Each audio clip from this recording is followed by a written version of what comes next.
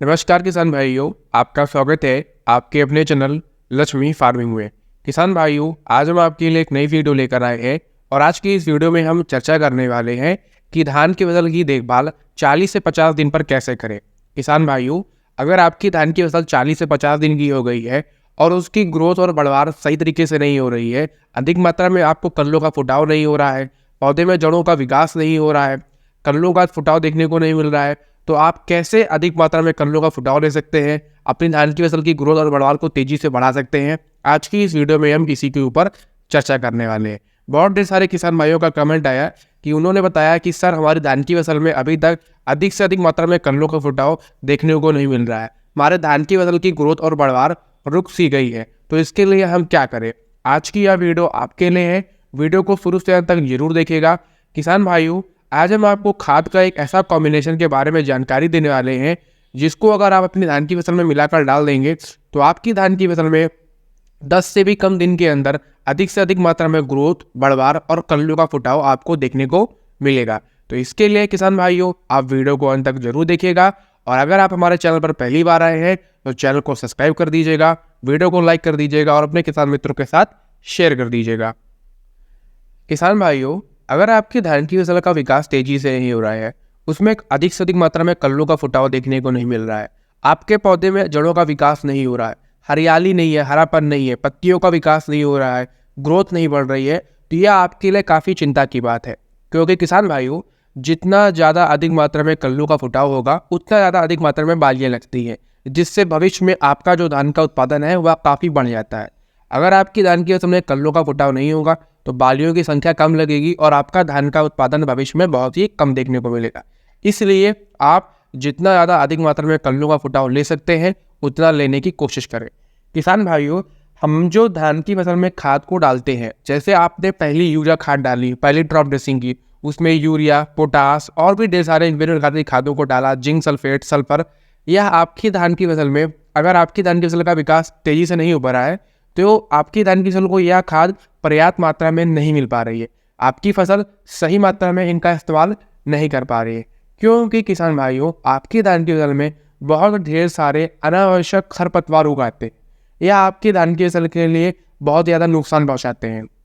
कैसे? जो भी खाद आप डाल रहे हैं वह उसका, ये जो खरपतवार होते हैं इसका अधिक से अधिक मात्रा में इस्तेमाल करके अपनी ग्रोथ बढ़ा लेते हैं। कभी कभार आपने देखा होगा कि आपके धान की पौधे की जो फसल है उससे ज़्यादा लंबी फसल तो यह खरपतवार की हो जाती है। तो इसीलिए आपको समय पर अपनी धान की फसल में खरपतवार नाशक दवा का स्प्रे करना चाहिए, जिससे आपकी धान की फसल में यह जो अनावश्यक खरपतवार मौजूद है वह आपकी धान की फसल से खत्म हो जाए, जिससे आपकी जो धान की फसल है उसका जो पौधा है, धान का पौधा है, वह सही मात्रा में खाद का इस्तेमाल कर पाए और उसका विकास तेजी से हो पाए। किसान भाइयों, एक और समस्या है, अगर आपकी धान की जो फसल है जिसमें जिस खेत में आपने लगा रखी है उसका पीएच 8-7 से ज़्यादा है, 8 है, 9 है, 10 है, तो ये भी आपके लिए बहुत ज़्यादा नुकसानदायक है। क्योंकि किसान भाइयों, जितना ज़्यादा आपकी खेत का पीएच वैल्यू रहेगा, आपकी धान की जो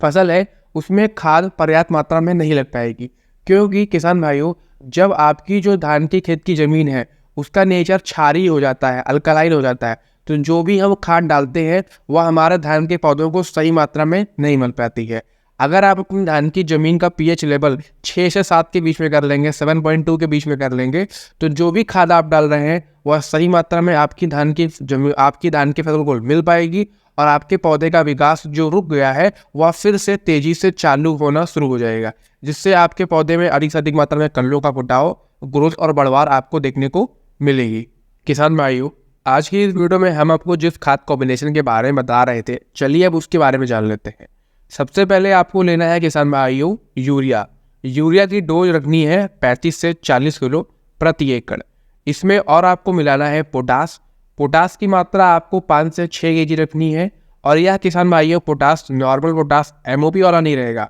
यह है एवेन्यू कंपनी का जो आता है किसान भाइयों पीएफसी कल्चर वाला पोटास है, जो कि आपकी धान की फसल के लिए बहुत ज़्यादा फायदेमंद होता है। यह आपकी धान की फसल की जो ग्रोथ नहीं हो रही है वह उसको और तेज़ी से बूस्टअप करता है, उसमें और ज़्यादा ताकत प्रदान करता है, पोषक तत्व की जो कमी है उसको दूर करता है और फसल का विकास काफ़ी तेज़ी से होना शुरू हो जाता है। इसकी जो डोज लेनी है वह आपको 5 से 6 केजी प्रति एकड़ के हिसाब से लेनी है। किसान भाइयों, अगर आप नॉर्मल पोटाश डाल रहे हैं तो उसकी डोज आपको 20 से 25 किलो रखनी है। अगर आप या अभिमन्यु कंपनी का पोटाश इस्तेमाल कर रहे हैं, ये चिलेटेड पोटाश होता है जो प्योर पोटाश होता है, इसमें आपकी डोज 5 से 6 केजी प्रति एकड़ ही रहेगी।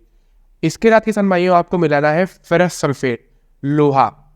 इसकी डोज आपको लेनी है 4 से 5 केजी प्रति एकड़।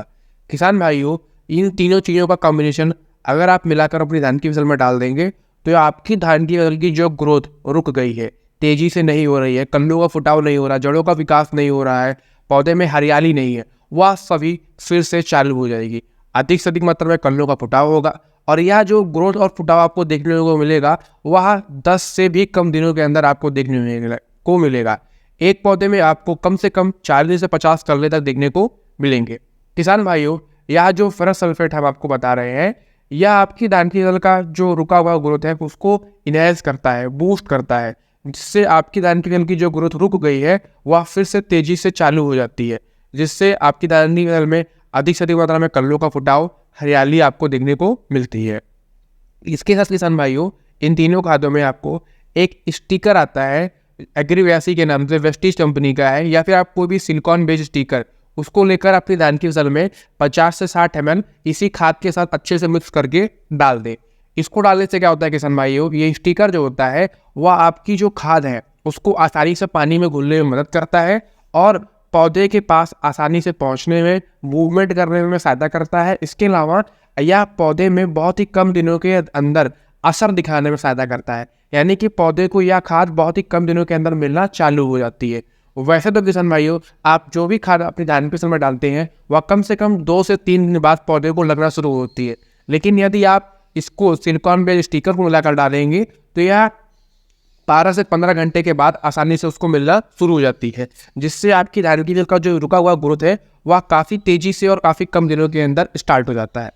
अगर किसान भाइयों, अगर आप ये उपाय कर देंगे तो आपकी धान की फसल का विकास बहुत ही तेज़ी से होगा और अधिक से अधिक मात्रा में कल्लों का फुटाव आपको देखने को मिलेगा। इसके अलावा किसान भाइयों, आप एक उपाय और कर सकते हैं, वह यह है कि आपको अपनी धान की फसल में इस खाद को डालने के बाद 5 से 6 दिन बाद NPK 20-20-20, किसान भाइयों, यह एक बहुत ही अच्छा वाटर सॉल्युबल माइक्रोन्यूट्रिएंट फर्टिलाइजर है जो धान की फसल की ग्रोथ में सहायता करता है। इसको भी यदि आप स्प्रे कर देंगे तो आपकी धान की फसल की जो ग्रोथ है वह और ज़्यादा बढ़िया तेजी से होगी और ज़्यादा अधिक मात्रा में कल्लों का फुटाव, जड़ों का विकास देखने को मिलेगा। काफ़ी अच्छी फसल आपको देखने को मिलेगी। किसान भाइयों, अगर हम बात करें इसकी डोज के बारे में तो 1 एकड़ खेत के लिए कम से कम आपको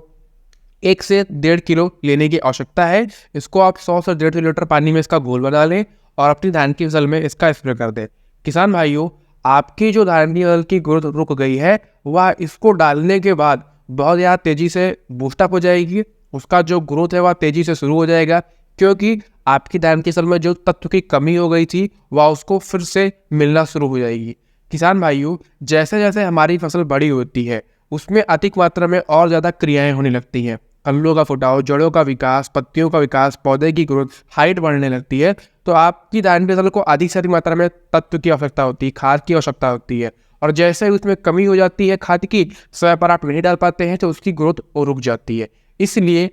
हम आपको आज की कभी वीडियो में जिस खाद के बारे में जानकारी दिए हैं इसको आप समय पर जरूर डाल दें, जिससे आपकी जो ग्रोथ रुक गई है वह फिर से चालू हो जाए। किसान भाइयों, अगर आपको आज की हमारी यह वीडियो अच्छी लगी हो तो चैनल को सब्सक्राइब कर दीजिएगा, वीडियो को लाइक कर दीजिएगा और अपने किसान मित्रों के साथ शेयर कर दीजिएगा।